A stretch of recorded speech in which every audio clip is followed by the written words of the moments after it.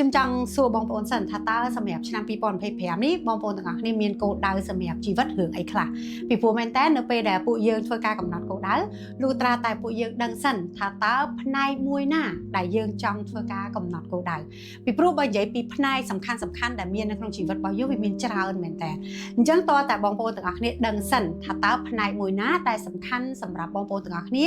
ក្នុងកំឡុងពេលនេះបានន័យថាជាផ្នែកដែលបងប្អូនទាំងអស់គ្នាបដោត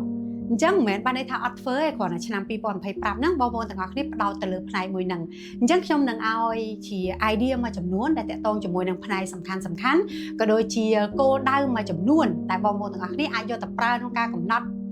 សម្រាប់គោលដៅរបស់ខ្លួនឯងក៏បានឬក៏យកគ្រាន់តែទុកជា idea ហើយបង្កើតគោលដៅសម្រាប់ខ្លួនឯងក៏បានដែរ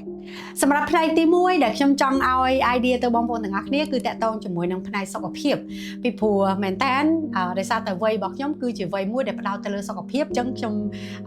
លើកឧទាហរណ៍ហ្នឹងឲ្យបងប្អូនតែម្ដងឬក៏យកផ្នែកហ្នឹងមកនិយាយតែម្ដងអញ្ចឹងឧទាហរណ៍ថាបងប្អូនទាំងអស់គ្នាធ្វើការកំណត់នៅឆ្នាំ2025ដោយផ្ដោតទៅលើសុខភាពតើសុខភាពបងប្អូនទាំងអស់គ្នាចង់កំណត់បែបណាឧទាហរណ៍ធ្វើការហាត់ប្រាណជាប្រចាំចូល gym ដើម្បីហាត់ឲ្យមាន shape មានសាច់ដុំមានអីអញ្ចឹងទៅឬក៏ញ៉ាំអាហារ clean ក្នុងរយៈពេលមួយអាទិត្យប្រហែលដងឬបើមិនអញ្ចឹងទេធ្វើសមាធិឬបើមិនអញ្ចឹងទេបងប្អូនទាំងអស់គ្នា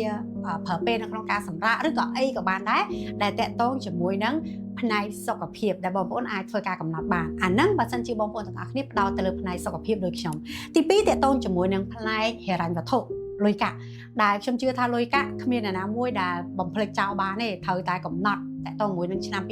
2025ឬក៏ឆ្នាំ2024នេះអញ្ចឹងទៅឧទាហរណ៍ដូចជាត្រូវសន្សំលុយឲ្យបានប៉ុណ្ណេះក្នុងមួយឆ្នាំត្រូវធ្វើការ invest ទៅលើរឿងអីមួយអញ្ចឹងទៅឬក៏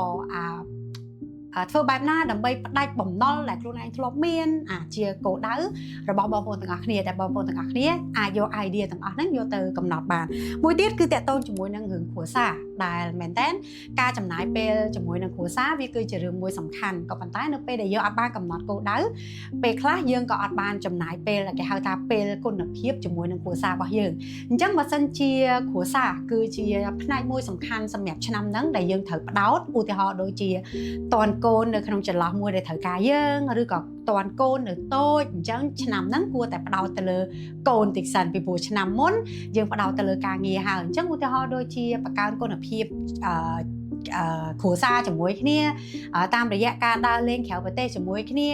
ធ្វើអាហារញ៉ាំជុំគ្នាឬក៏អាសាទៅណាជាមួយគ្នាអីជាដើមតែបងប្អូនទាំងអស់គ្នាអាចធ្វើការកំណត់បានតាក់ទងជាមួយនឹងគ្រួសារ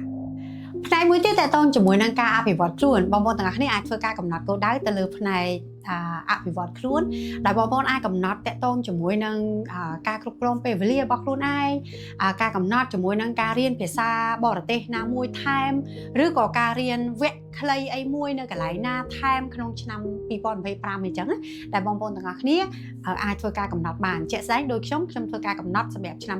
2025គឺត្រូវតែទៅរៀនក្រៅប្រទេសទោះបីជាវគ្គខ្លីក៏ដោយវគ្គវែងក៏ដោយគឺត្រូវតែបានរៀនអញ្ចឹងក្នុងចន្លោះរយៈពេលមួយឆ្នាំនេះគឺកំណត់ឲ្យស្រេចថាត្រូវតែទៅរៀនគ្រាន់តែថាខែណាឬក៏ពេលណារយៈពេលប៉ុណ្ណាអានឹងចាំគិតមើលម្ដងទៀតនឹងជាចុងក្រោយមួយទៀតបងប្អូនទាំងអស់គ្នាអាចផ្ដោតទៅលើផ្នែកស្នេហាដែលបងប្អូនទាំងអស់គ្នាអាចធ្វើការsurprise birthday ដៃគូរបស់យើងឬក៏រៀបចំកម្មវិធី anniversary អីហូហែអញ្ចឹងទៅដែលបងប្អូនទាំងអស់គ្នា